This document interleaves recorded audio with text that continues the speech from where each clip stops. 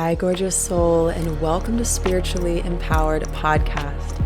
This show is your go-to place to learn all about your psychic intuitive gifts, explore and unveil taboo topics, and discover new ways to walk in power on this planet that is undergoing a massive transformation. We each came here with a higher calling. This podcast will catalyze you into yours.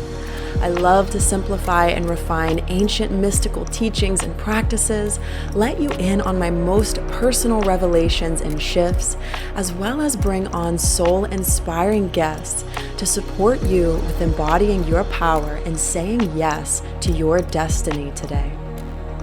I am so excited to dive deep with you.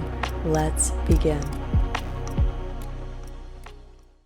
Hello, beautiful soul, and welcome to Spiritually Empowered Podcast. Thank you so much for being here with me today. Let's share a deep breath in. I'm just letting go on the exhale of anything you don't need right now. Dropping down from the mind a couple floors down into the heart. I hope you're doing so well. It's so nice to be with you in this moment.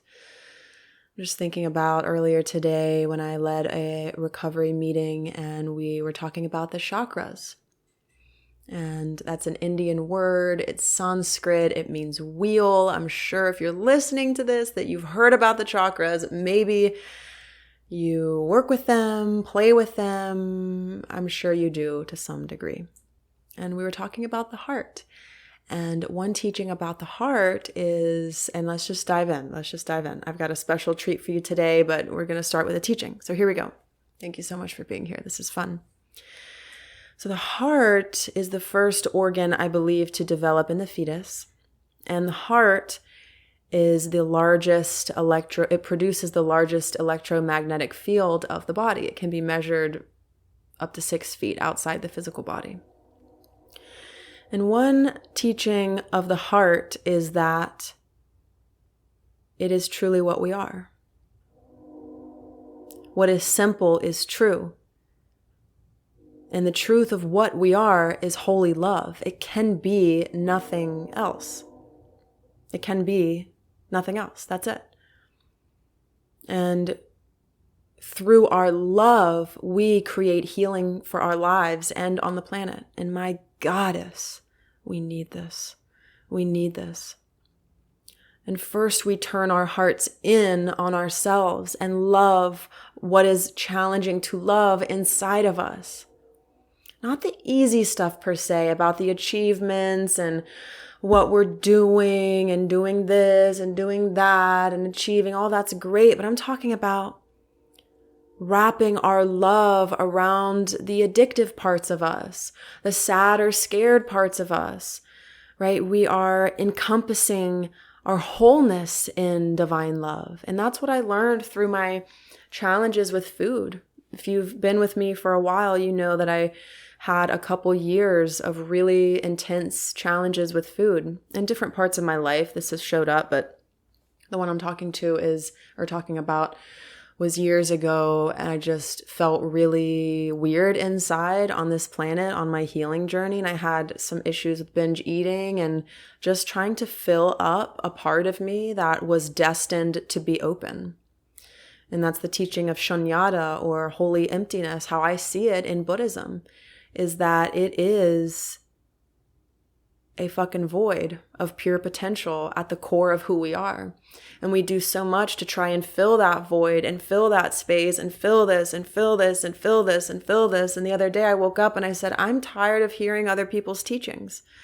I listen to so many podcasts and I'm so inspired to grow. And I bet you are too, because you're listening to this and you're growing and you're growing and you're growing and you're listening and you're listening and you're growing. And I'm like, dude, what's my own inner wisdom say? I need to shut all of this out right now.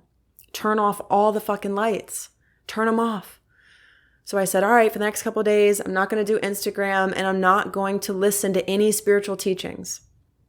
I gave myself the space to watch Chip and Joanna Gaines. I just really adore them. And so I watched that and their beautiful show. But it's so often, like every day, all day, I'm most likely listening to something to grow and studying something. And most recently, I've been studying Western magic and occult practice, and it's been just epic. And I've been fucking around and finding out. And I just love it. And my body was like, I'm done. Turn it off already. And so I'm loving that part of me, acknowledging that part of me, that intuition that's like, I want to turn off this energy and really flicker my attention in. And if you have a womb and if you're menstruating or you're in that cycle, if you're still a bleeding person, then it's lined up with our cycles, right? So I'm premenstrual, so I'm literally feeling more sensitive. So I do want to turn off the lights, like literally more sensitive to sounds. So just a reminder that balance equals health. So if we are too much in a receptive mode of frickin' Instagram and the media and even podcasts and even the teachers, like if we are so much in that space, then we're just filling up every void that's supposed to be really open so we can receive the blessings in our lives. So this is about me wanting to take space to create space. And I'm like, where's my inner feminine? She wants to lay on the floor in the darkness and receive orgasmic movements from the heartbeat of the earth. And you can't do that if you're watching a TV show or watching something on Gaia or talking to the aliens on YouTube. Remember, balance is everything. Balance is about the chakras. Balance is about life. Nature's about balance. Health is balance. And we're never going to get this perfect. We're never going to get this perfectly perfect. It's just listening in.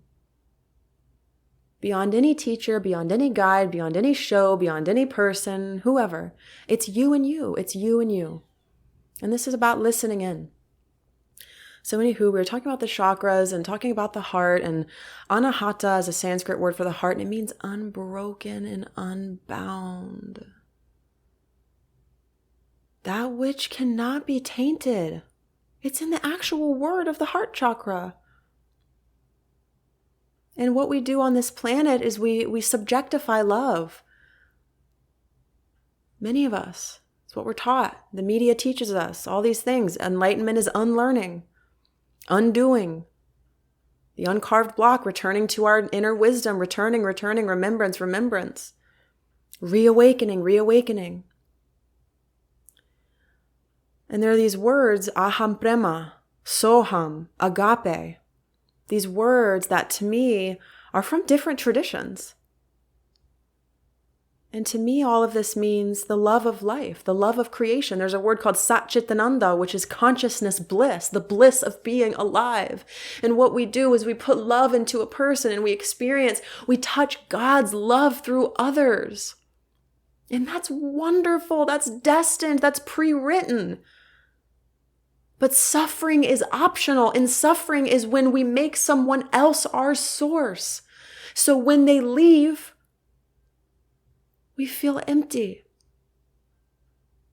And that's okay, because you're going to find your way back to the source. This is just about embodying spiritual fortitude, where you get to move and change, and people come in and out of your lives, and you love to the deepest degree, and then you let go. And that's what I've done recently. And I'll share more about that later, because I'm in a tender place with the happenings of my life with the past couple months. And it's all beautiful. It's all beautiful, truly. And it's going to be turned into a teaching. It's just honoring my timing with the unfolding of how I am moving through all of this and receiving the blessings. So this inner fortitude is about knowing that you are love. And it's not just love, and light. No, it's fierce as fuck. It's the love that a jaguar feels when it feeds on its dinner, when it consumes life. It's the love of life. Satchitananda, it's looking in the clouds and being in love. Not being in love, being of love. This is an unconditional thing. No matter who you are and what you do and where you are and where you go, it's a level of disgusting love because the ego's like, ugh. The ego knows separation, my love. The ego is like, here's me, here's you, this is right, this is wrong. The ego sifts and sorts, and that's fine. That's actually necessary for us to even be in a body. But God is on a different dimension in this way. I mean, God is everywhere and everything, but it's like this unconditional love is our very nature. So try and find it. Go try and find it. You can't find it. You can't find your own nose. You can't see your own face without a mirror. That's what this is. Go try and find your worthiness. Go try and find God. Well, good luck. Because it's here now. It never left. It's just tuning your attention. Oh, I just remembered. I'm holy love. Now, how do I live when I remember I'm holy love? What do? I probably live in service. I probably use all my wisdom to give gifts to the world and share and fill up my own cup and overflow. I probably blast people with light everywhere I go and get invested in causes that are meaningful to me. Remember who you are and you're going to be called to action. And we're all remembering together. Ram Dass, we're all walking each other home.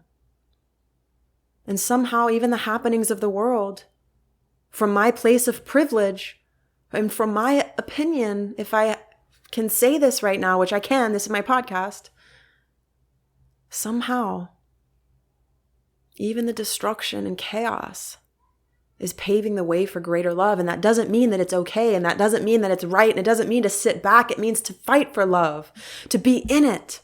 We're not angels hovering above the earth. We are in the earth. We're changing earth from the inside out. I had Metatron tell me that one time. Ashley, you're on earth. You weren't born to isolate. You weren't born to live in prayer without action. You were born to get your feet muddy, to roll around, to try, to fall, to get up. And you're on that journey, and I'm so proud of you. I'm so deeply proud of you. Let's take a breath into the belly and really feel into where we are right now, trusting your path in a greater way than ever before, trusting this moment, trusting your inner healer. Your body has the ability to heal itself. It is a self-healing mechanism.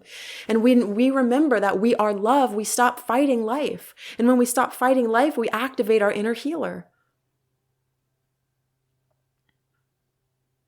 So what aspect of you can you cradle in holy love right now? This is the great work of inner marriage, inner union. That's what I do in this world. Sometimes I try and define what I do and how I help people. And it's literally this. Remembering that you are holy love.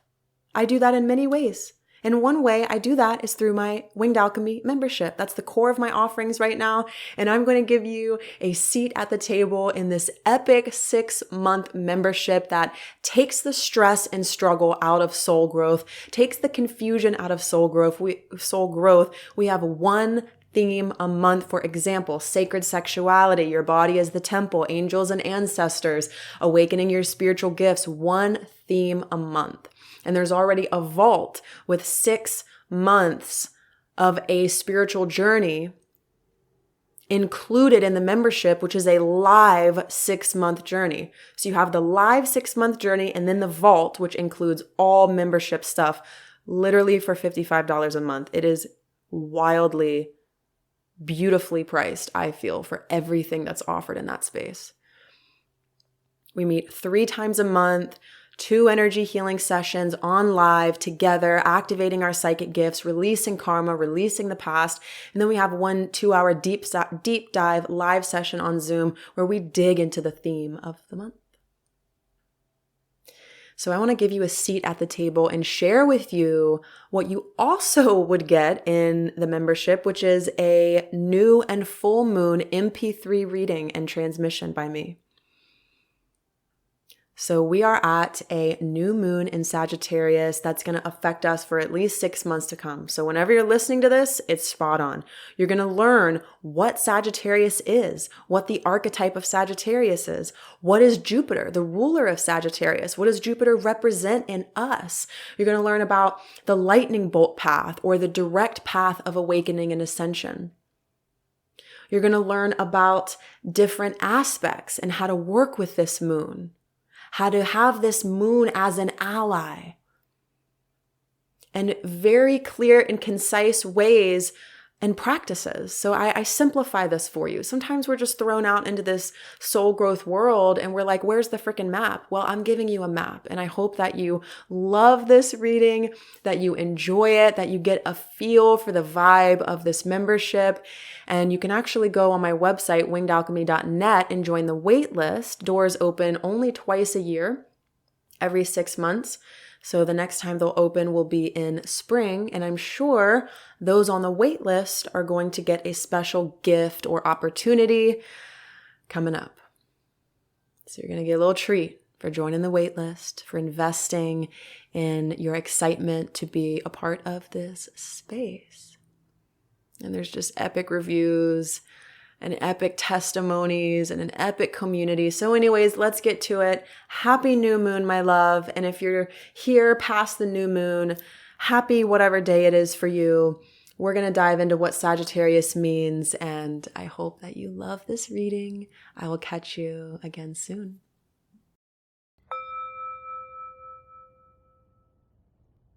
Hello, beautiful soul. Welcome to the new moon in Sagittarius. Let's take a couple deep breaths together to land, to arrive.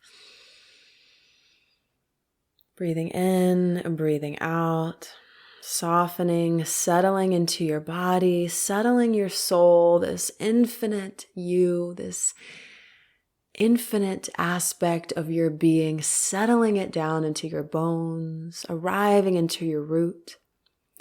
Yoga says that we come from the source, come from the spirit. We wiggle into the body. And then how we awaken while we're in a body is by starting at the body. It's like the root chakra. We're starting at the base. Softening into your tummy. Maybe you have a delicious drink, a pen and paper, your intention, your inspiration, come as you are. Just breathing into your root for a moment, letting the mind settle, letting your shoulders drop, letting your breath expand inside your body. Maybe the breath even expands the aura or the electromagnetic field surrounding your physical body. See if you can sense into that space. And just for this time together, placing your mind on a shelf somewhere in your house or just somewhere else. And coming into the mystic's view or the shaman's view or the philosopher's view or just your heart, plain and simple. I invite you to be with your breath and to acknowledge in this moment what is here with you right now. What's present within you? What are you passionate about right now? What's with you? Notice all the emotions, thoughts, the texture of your clothes. Open your awareness. And anytime we open the awareness, we also want to settle the judgment of the mind. The mind judges to protect us. So that's why we breathed and placed the mind somewhere else just for now. Because we want to observe through the heart. So this is the shaman's view. That's what my teacher Alberto Villoldo says. I think it's epic. This is the view from the invisible world. This is the mystic's view. So welcome in. Let's have a chit chat. So today is Tuesday, December 12th. And this moon peaks today at 6:31 p.m. EST. And as we know, moon phases last a couple days, and the influence of each new and full moon lasts 6 months at least. So I love to look at 6 months ago, the full moon in Sagittarius. That's considered like a full cycle. The full moon to the new moon to the full moon to the new moon, this cyclical energy of completion to some degree, of maybe revisiting a theme with the growth that you've experienced the last 6 months. So the full moon, full moon is a level of completion in and of itself. And we're at a new moon in Sag, which is a rebirth, a dark sky, a pure potential, the womb of creation, the unconscious, what is unseen, what is unexpected, what is beneath the surface, peeking its way up. So the full moon in Sag happened on June 3rd at 13 degrees of Sagittarius, 2023, June 3rd at 13 degrees. And here we are, December 12, or whenever you're listening to this, when the moon peaks today at 6:31 p.m. EST. So right away, new moons are when the sun and the moon are conjunct in a sign. So right there's a harmony. Full moon is a time of sexy tension, in essence, if we want to really simplify this, because full moons are about an opposition, right? It's always taking place with an opposition on an axis of two signs. And the opposite sign to Sagittarius is Gemini. And that was the full moon in June, was when the sun was in Gemini. So right there, what was happening for you? I would recommend, if you're super into all of this, to keep a moon journal, because you have just one journal where you track your intentions. Sometimes we have blessings arrive that we freaking forgot that we asked for. And the more that we recognize a fulfilled desire, the more that we give ourselves evidence that what we put out into the world truly freaking comes back. And as I'm saying that, I'm literally realizing, wow, some things that I have truly prayed for have come to pass. And how often do we sit in that awareness of, wow, this happened for me. This is a blessing that materialized, that I may have set that intention freaking years ago. I've been dreaming this membership for years. So what was happening for you 6 months ago? What blessings have you received and have materialized for you overall? What is something, at least one thing that you can acknowledge that has come to pass for you? Because again, that's going to give us evidence. We are with Jupiter right now. Jupiter is epic. Jupiter is, I think it's the largest planet, right, in the solar system. It's massive. It's the great benefic, the great expander. Jupiter expands what it touches, really for better or for worse. So it takes the story that you're writing and blows it up and shows it back to you in the world. My teacher, Alberto Villoldo, says the world always mirrors back to you the state of your love and the state of your intent. So feel free to pause this or just take note at some point today in this cycle, in this phase, what was up for you? What was your intention? What was happening? You can look at the notes in your phone or your Instagram posts, or look around at what was taking place in your life, because that is some kind of a marker for what might be happening for you with this moon. So moon conjunct sun at 20 degrees of Sagittarius. Sag is fire. Fire is associated with passion, desire, learning, growth, transformation. Shamanism, Vajrayana Buddhism, and Tantra are all considered, in my opinion, through my studies, fire paths. They call Tantra or Vajrayana Buddhism the lightning bolt path. We're all going to the same place: holy union, holy love, divine union of human and God, the evolution of the soul. We're all going to the same place. But when we're touching into the path of fire, it is a rapid transformation path. And it's not hurry up, hurry up, hurry up. But instead of rapid, think of it as direct. direct transformation from that source, that element that represents intensity, clarity, vision, honesty. Fire is associated with revolution, satori, or moments of awakening. Have you ever sat in front of a bonfire and just contemplated life? It's like it purifies our inner vision. Whenever we gaze at a flame, it does something to the third eye. It purifies how we see. And enlightenment, which many would say is the goal of our practice, I put quotes around goal because it's really about the journey. Enlightenment is to extinguish something. Or no, that's nirvana. Oh, this is so fun. Nirvana in Hinduism is to extinguish or to blow out something, craving probably. Blow out, gripping, attachment to things that are impermanent. These are the teachings that we find in that side of the world. Hinduism, Buddhism, this attachment to a story or this gripping to an identity. And fire invites us to come to realize what we're playing out and if it's still helpful for us, if we want to keep it. So any way that you can be with the element of fire in this cycle is really great. If you can have a bonfire, or if you can have a meditation, if you do Reiki and you have the holy fire symbol, meditate on the holy fire. Whoa. If you love to meditate, try eye gazing. Put a candle right at the level of your eyes, like on a table or something, and eye gaze at the flame and ask the flame to teach you direct knowledge if you want.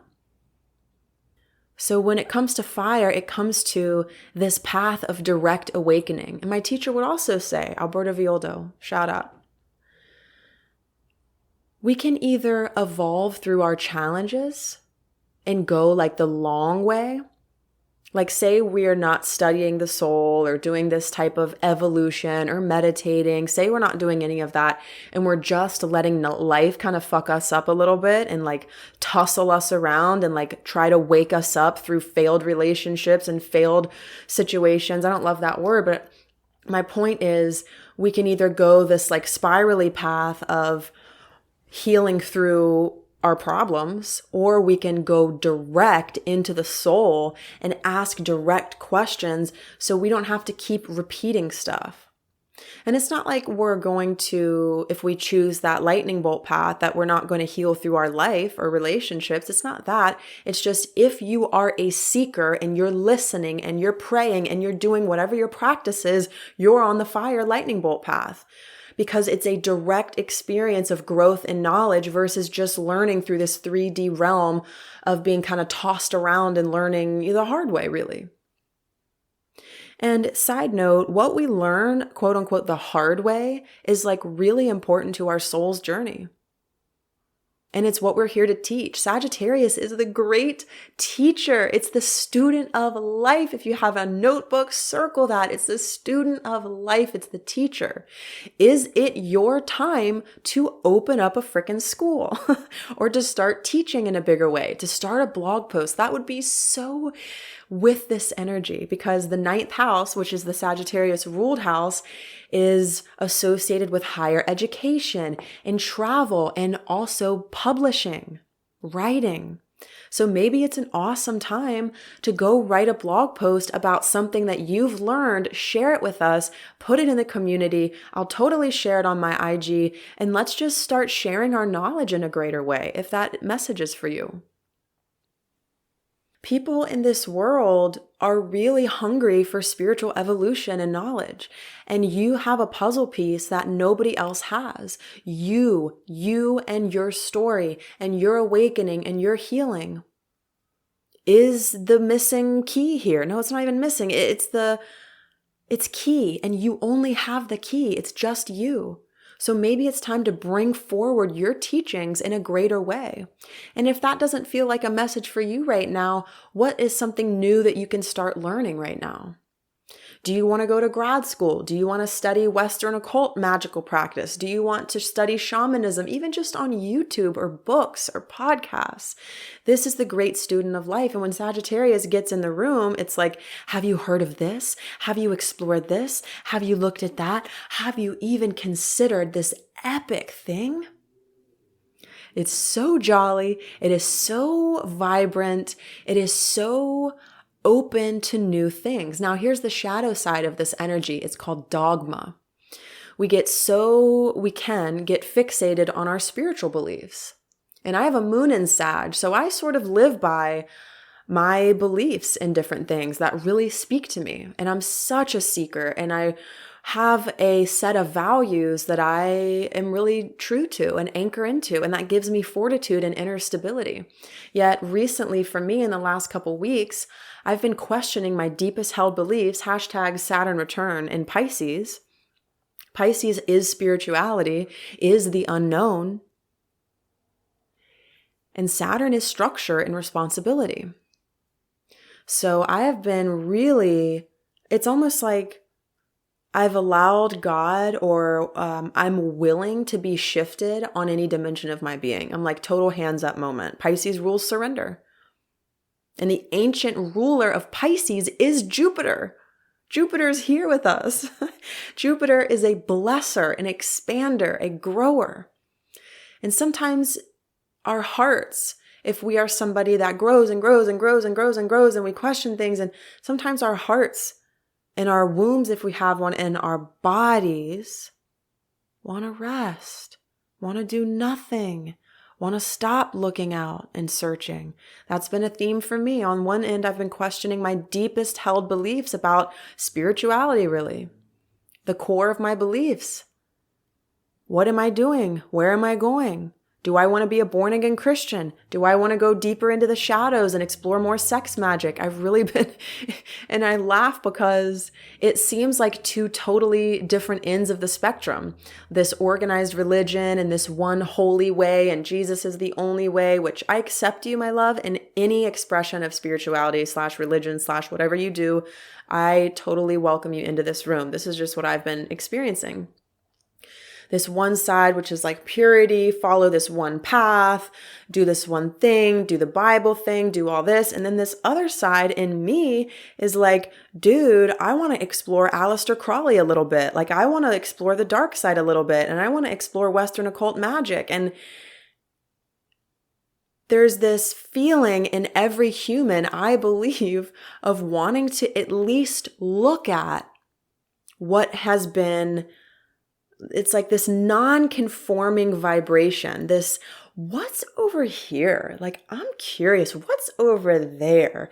And it's not like I'm dabbling any in the dark side. I love my God. There's an interesting thing with language, because the dark side is not in essence evil, right? It's just things can hide in the dark. So with any path, any religion, any Aleister Crowley, any Western occult, any path, there's going to be the distortions of truth, period. There's going to be people being led to the underworld in a not so good way, right? Like giving up their power and invoking different negative entities. It's a part of every path. And Sagittarius is a contrarian, straight up. My dad's a Sagittarius is a contrarian. It's like, if everybody's going this way, ooh, what's the back door? What's the back door? And that is another vibration of a mystic, of a healer, of a spiritual being. They want to know what the terrain is. They're truth seekers. They want to know that the celebrities are fucking drinking blood and doing horrible things, probably a lot of them. They want to know. It's like they want to understand the truth. They don't take things at face value. F that. It's like this person that has black glasses and literally appears to look like a Satanist and has all these like black hair and tattoos. That person might be more trustworthy than the person dressed up in a suit. The person dressed up in a suit looking a certain way might be a total killer. So Sagittarius is really a medicine of, I don't take things at face value. It has a sense in its own beingness of rightness and wrongness, straight up. Not based on Bible, not based on any external ethical document, whatever. It has this embodied sense of rightness and wrongness inside of itself. It's inherent in all things, in all beings. Let's take a breath on that and a sip of your beautiful drink. So new moon is a new beginning, a fresh start. It's a dark sky. Right before the new moon, there's a period of total darkness, because essentially when the new moon finishes its peak and all that darkness sort of drains out, then we start to see a little sliver in the sky. We start to grow in light again. But it's the hours, it's the evening, it's the couple, it's like a day. It's like a 24-hour period of liminal space before the new moon starts to get a sliver of light and grow into the next cycle. And I don't know about you, but for me, Monday night, I was crying and facing my boogeyman and just being honest with God, being honest with the universe, like freaking lead me. Like I was just unraveling on the floor and it felt really good. It felt really truthful. And when it comes to freedom and the sacral chakra, we are talking about emotional expression and not holding things down or in, but allowing things to just come through and speaking it and liberating yourself. So these are also keys here that are so helpful for us. So we've got a couple aspects here. Let me just check in, take a breath. So a couple aspects happening. The moon and sun are trine the north node in Aries. So that's at a 1-degree orb. The north node is in Aries at 21 degrees. North node is the destiny line, plain and simple. It's the path of destiny, and this is the collective destiny. So Aries is another fire sign. Aries is your typical fuck around and find out energy. It's anything but typical, actually. It's a total like individuality. It's the person that's like, I'll go first. I'll see what happens. And the thing about this fire energy is it moves us. It moves us, right? We've got a square to Neptune at 24 Pisces, which is a mover energy.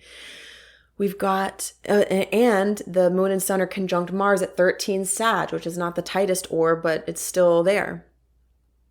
An orb is how tight a aspect is. So the tighter the orb, or the closer the orb, I guess, I don't know the exact lingo, but the more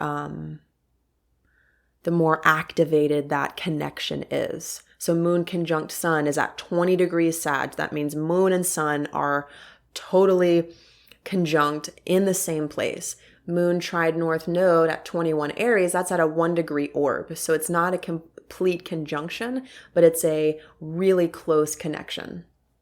Or I meant trine. And trine is a helpful aspect. Trine is when the energy is moving and it's a helpful fluid aspect. So Aries north node.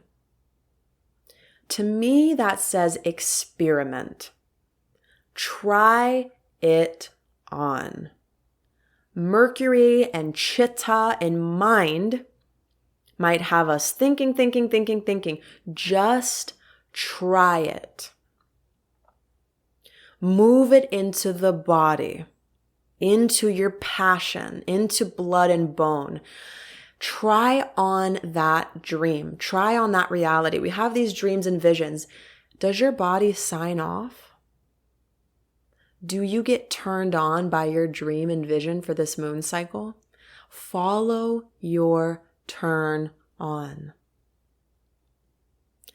Feel what lights you up in your body. That's the signal. Aries is the experimenter. I'm going to go all in, says Aries, and I'm going to have an experience with whatever this is and see what's up. I'm going to throw that spaghetti at the wall, and if it's not for me, then it's not for me. We only can feel if something is for us if we experiment and we bring it into the body. We don't even have to have these like physical experiences. We could bring a vision down into our body and check our womb if we have one, check our heart. Is that lighting you up? New moons are a time to drop some intentions into the sea of life, to put some seeds in the ground. Intention can be, yeah, I want to manifest this thing. That's wonderful. That's great. But what do you really want? Say you want more money. Why? What's the essence beneath the money? Is it security? What's the vibration that you associate with money? Is it feeling independent and feeling satisfied? Or maybe it's feeling free. So if we can locate what's under the physical desire, say we want love. What is the vibration deeper than just a partner? Check the body. Is it companionship? Is it connection and intimacy? Is it tantra and sex magic? And then look deeper than that. What is that to you? Meeting God through my body, right? These are just examples. Let's do another one. Say you want to travel and you want to manifest a trip. You're planting a seed of traveling to this place. What's the frequency vibration underneath travel? Newness, exciting, a breath of fresh air, right? So this is a real hack to manifestation. Go deeper than the surface level. Look for the diamond or the essence deeper, a couple steps deeper in. Physical desires are amazing. That's what we're here to do. Manifest cool shit. But if we get so attached or hooked up in having and not having with the physical world, we're missing mysticism. Mysticism feels and embodies a reality pre-manifestation. And being codependent with a desire means that you're waiting for the desire you're just waiting. You're in the space of waiting. What if you could identify the essence and then bring it into your aura today? That's the lightning bolt path. It's direct. I don't know who says this, Eckhart Tolle, somebody says, every desire we want is because we think it's going to make us feel a certain way. And think about that or feel that for a moment. There's truth in that. And the mystic says, well, why don't I just tap into the quantum field, touch into the essence of what I really want, and activate that vibration in my body today? And then Sag comes in and says, are you having fun? Are you enjoying that? How's that feel? Is this fun for you? How can you turn up the fun volume, the play volume? How can you put fuel to that fire? What matters to you? Let me read you a couple fun quotes from some famous Sagittarius. Mark Twain. The human race has only one effective weapon, and that is laughter. He also says, when in doubt, tell the truth. He has his sun, Venus, and Mars in Sagittarius. This next one is from Napoleon Hill. He's not a Sag, but great quote that is very Sagittarian. Whatever the mind of, I'm going to change this because it says man. Whatever the mind of a human can conceive and believe, it can achieve. Jupiter is the ruler of faith, blind faith sometimes. So in that, this is a conversation about believing. This is a conversation about connecting to an essence that's really important to you right now and believing in its materialization today. And of course, believing in its physical materialization at the perfect time in the perfect way. Here's another Napoleon Hill. It is literally true that you can succeed best and quickest by helping others to succeed. Sagittarius wants to impart its wisdom into the world. It wants to help others. What diamonds are you ready to speak? And maybe it's just your story. Stories really impact people. I was teaching at a recovery center today, and I just shared my story of how I found energy medicine. And it was really impactful. And I could go in and teach about Reiki, and I could go in and teach about energy healing, but Human connection comes through stories. People are moved and activated through stories. Maybe it's time to reveal different parts of your story. And here's one by another Sagittarius, Christina Aguilera, which she was my total idol. That's such an interesting word, idol. She totally inspired me as I was growing up. Success is not the key to happiness. Happiness is the key to success. If you love what you are doing, you will be successful. Let's breathe into the belly with that. What do you love? Let's drop into the heart right now. Let's drop into Jupiterian energy. Let's settle and soften into the power inside the body, to the heart, the beautiful energy that is within and around you. You can go ahead and snap your fingers and declare only love is welcome here, and seal the energy field around your body just with your imagination. And breathing into your belly.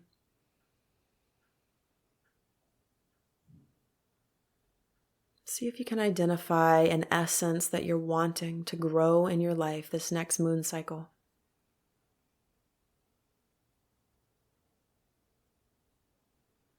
And see if there's a color associated with it, maybe a chakra associated with it.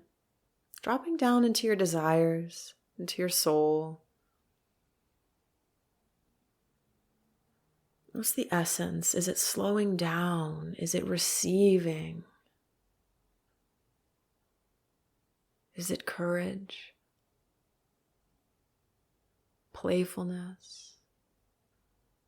I would invite you in this moon to identify 3 essences,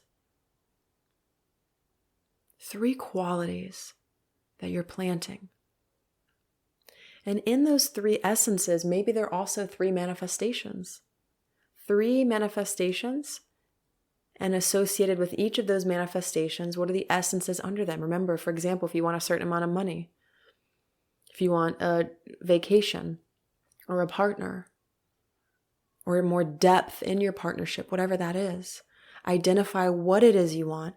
And then a couple layers in, what's the quality? Sometimes we can get hung up on the what and the how and forget to look at the aspects within us that get awakened through that experience or that manifestation. So what is it really that you're wanting to paint into your life?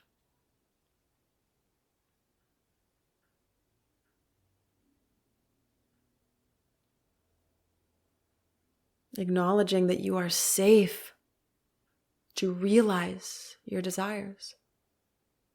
That change is safe, that evolution is beautiful, that you are fortified at the center of your being, and that change is life. My next question is, what do you believe in? What's the source of your belief in your faith? And can you playfully kick that volume up high? Where does faith live in your body?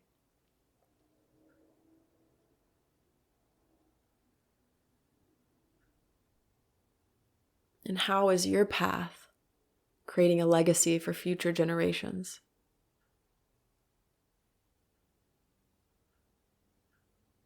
I'm breathing into that.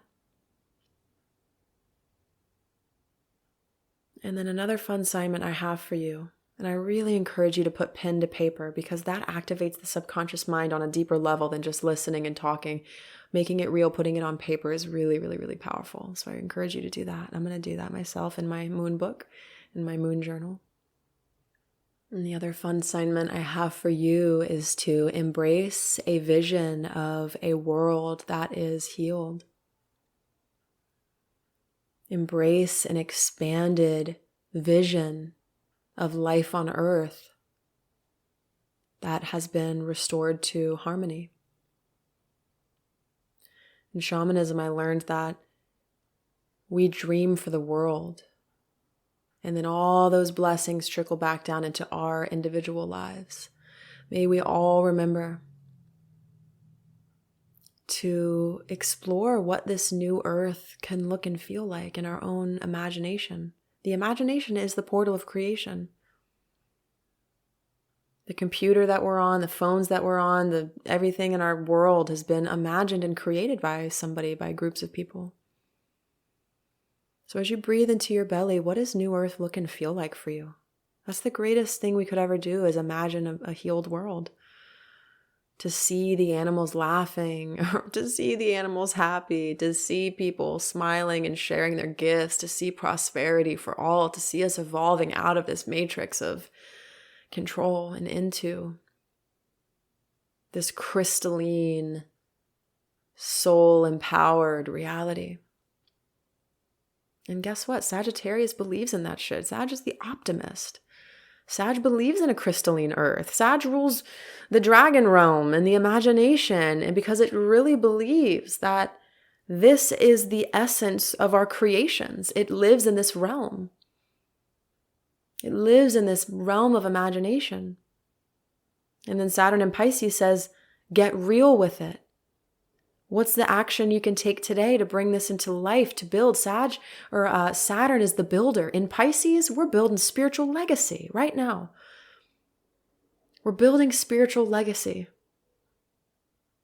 We're remembering our unity consciousness. Let's take a couple more breaths and just let all of that settle in. Breathing into the steadiness of your inner being and knowing and believing and trusting that you are absolutely guided, that you are moving on your path at the perfect pace for you. You are absolutely loved. Every part of you is loved. Everything on your path is leading you to embody greater love and wisdom. Every transformation inside the heart, every change in the world, the ups and the downs, there's love in that. And we honor the journey. We honor the emotions.